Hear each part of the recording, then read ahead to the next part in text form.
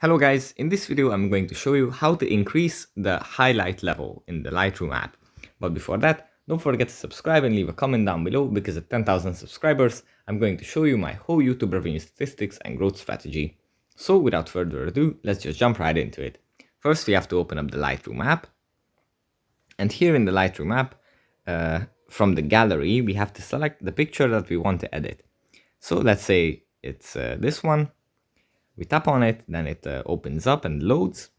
And after it loads, in the bottom, in this little slider with a lot of functions that might confuse you at first, there is a light.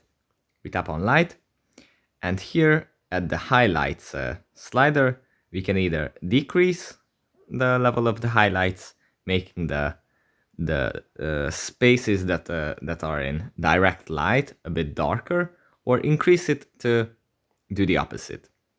So for example, these parts are highlights of the picture, but if we decrease the highlight level, they become darker, and if we increase it, they become lighter.